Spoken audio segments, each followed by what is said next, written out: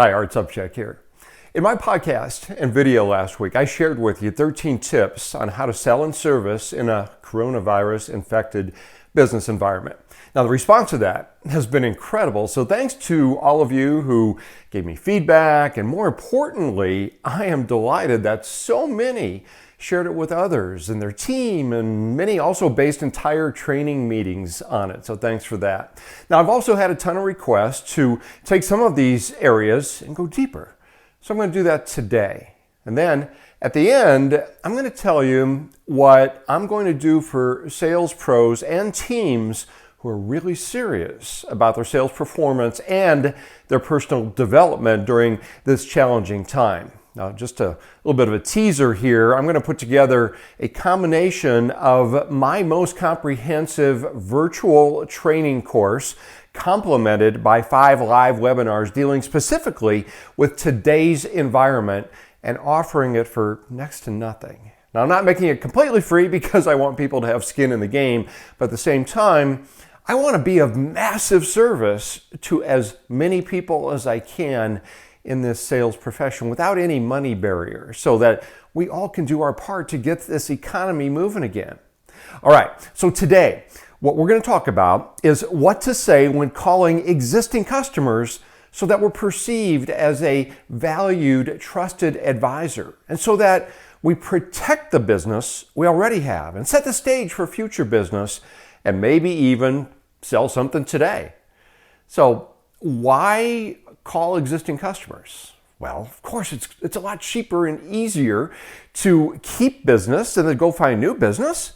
We want to protect what we already have. And guess who your biggest competitors are calling right now?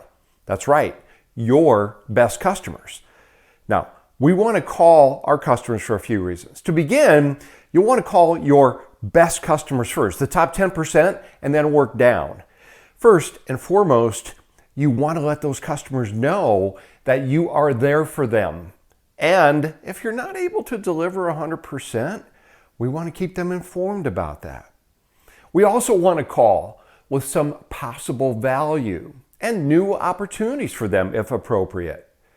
So before doing any calling, I suggest sitting down and brainstorming. First, what new problems are our prospects and customers facing right now that they might not have had last week, and how are we uniquely qualified to help them? Now, really give this some thought. Most personal lives have been turned upside down in the past 2 weeks.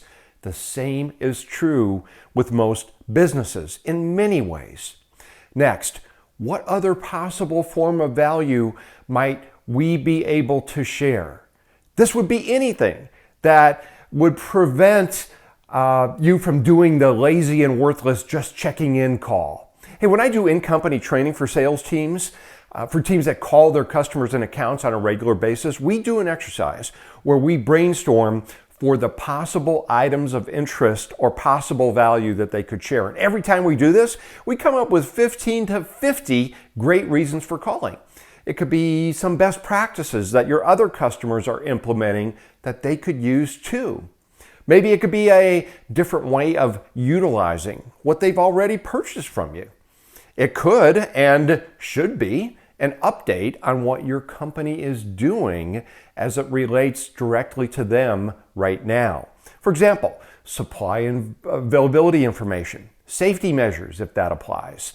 Hey, you're only limited by your imagination here.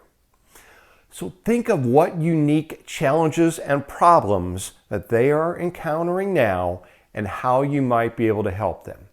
All right, so now let's get into the messaging on the call itself. I'm going to give you some general tips, and then we'll plug these into actual call openings. First, address the present situation.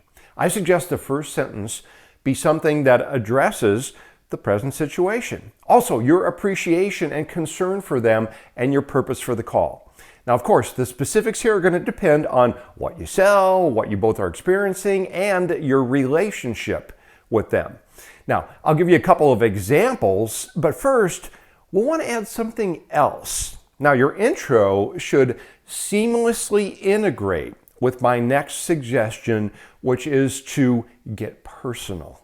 Since these are your customers, you'll probably have different degrees of familiarity and rapport with them. Now, with the ones who are like family and friends, you're going to have no problem here, and it's going to develop naturally. But with every other one, I suggest leading with a personal question first. Hey, everyone's affected by this personally in many ways, and everyone likes talking about their most favorite subject, themselves.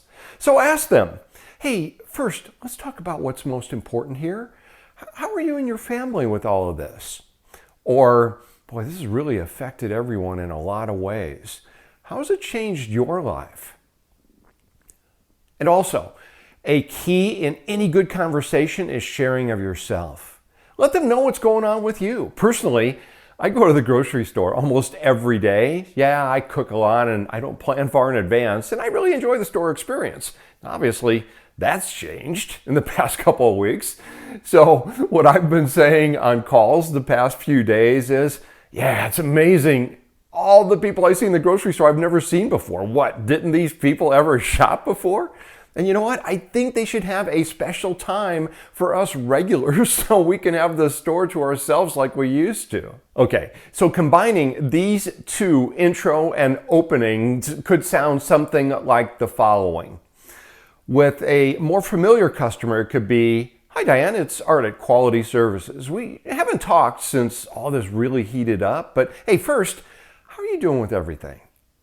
Now, with someone that you're not quite as intimate with, you could say, hi Pat, Art Subcheck here, your account manager at Quality Services, and I wanted to let you know that we know it's a challenging time for our customers in the, again, whatever business. And we're here to share our support and a few ideas that others have found useful. Hey, but first and most importantly, how are you? How are you being affected by all this? And by the way, notice I'm not using the C word. Coronavirus. Hey, just open up a news site and you're going to see it more than you probably want to. So why use it? We can't treat the virus. We can only react and act based on the environment and what we can control. So let's keep that positive. Next, mention the value that you have prepared in advance. Hey, I wanted to let you know about something that a few of our other dealers are doing to bring in some additional revenue that they didn't have previously. Or, I have a tip regarding the software that is helping a lot of our other users, given that their staff is now mostly remote. All right, next, a question that I've been getting a lot is, should this be a sales call? Well, technically, every communication is a sales call because there's no difference between helping and selling, right? But let's get more specific with what I believe most people mean by a sales call, as in, should we be offering something? And my answer to that is, I don't know. Maybe yes, maybe no. So how will you know? Well, go where the road takes you. As I always like to say, if the music is still playing, stay on the dance floor. If in your conversation it leads to a need or a problem that you're able to address right now, okay, let's go down that path.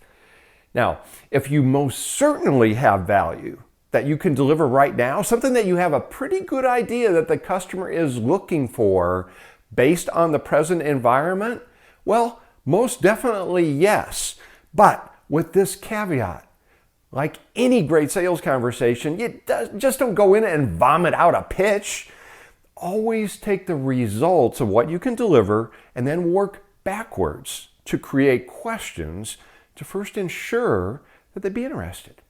For example, let's say you're selling a staffing service. You've put together a pool of qualified workers who now are suddenly looking for replacement income. Your company has done the pre-screening and they can start quickly. All right, so one of your clients is a grocery store chain.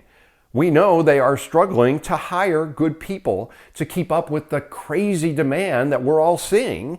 And they also have a big desire to not have to wade through lots of unqualified applicants. And they also want to get people onboarded quickly.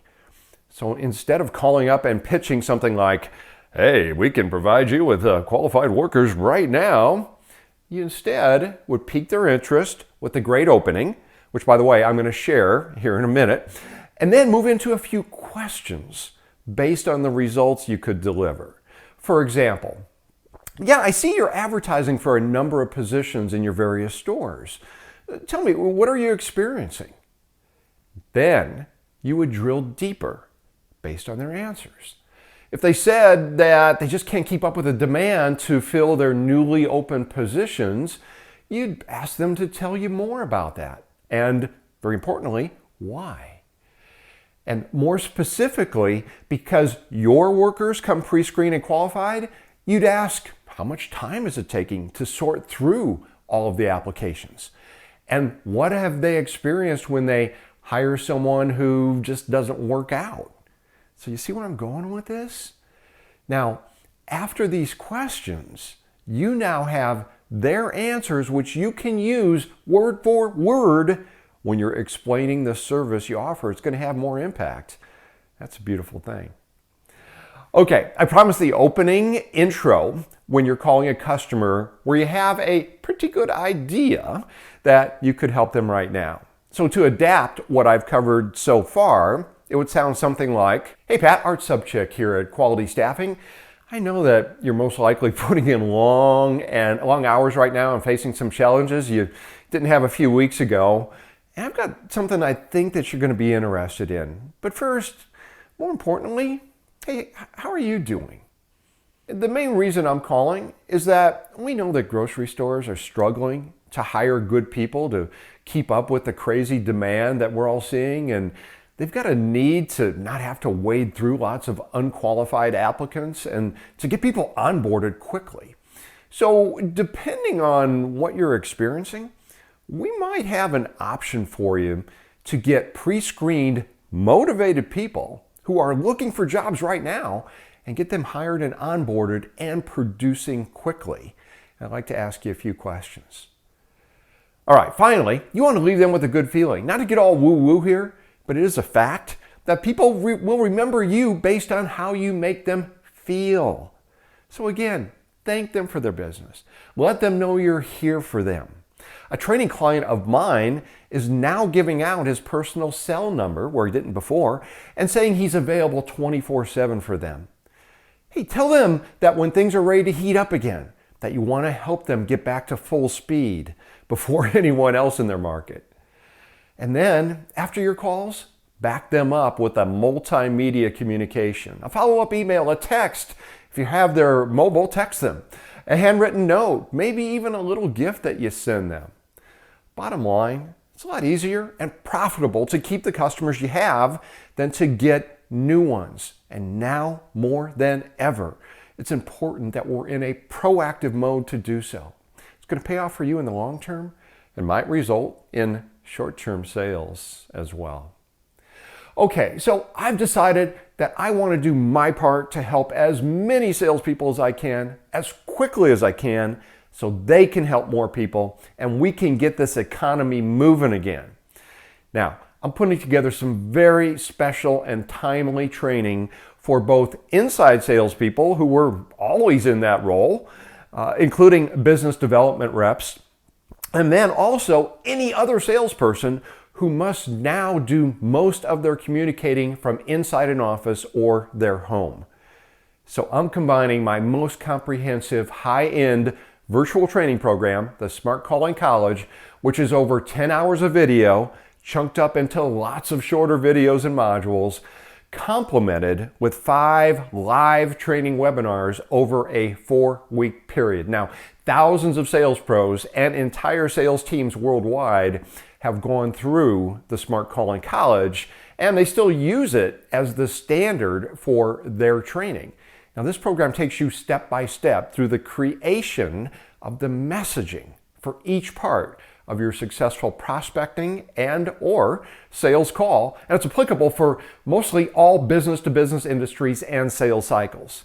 And over a 4-week period, I'm going to hold 5 45-minute live webinar sessions to complement the material that we've covered to that point and provide new training going through specifically how to handle calling and selling during this challenging environment. Now, as I mentioned, I want to impact as many people as I can, and I want to remove any barrier from someone getting involved. Now, this is over $1,200 worth of training. We sell the Smart Calling College itself every day for $8.95. And when I do individual public training webinars, many of you have been on them, they start at $79. So I thought about making this all free, but I also know when something is free, we attract a lot of people who just don't do anything. And I don't want those people involved in this. There's an old saying that people who pay attention. And I'm going to ask the participants have some skin in the game, but it's going to be ridiculously low. Actually less than what I would charge for a single 45-minute webinar. So here's what to do right now. We're going to open up enrollment in the program on Monday, March 30th at 9 a.m. Eastern Time. Participants will get instant access as soon as they enroll. The first introductory webinar, live webinar, is going to be Wednesday, April 1st. No fooling, at 3 p.m. Eastern. Then the next webinars will be the 4 following Mondays at 3 p.m. Eastern. So to get on the list right now to receive the full details when we open up enrollment on Monday, go to calling.training. That's right, calling.training. Hey, thanks for joining me. I'll talk to you soon. I'm Art Sobczak.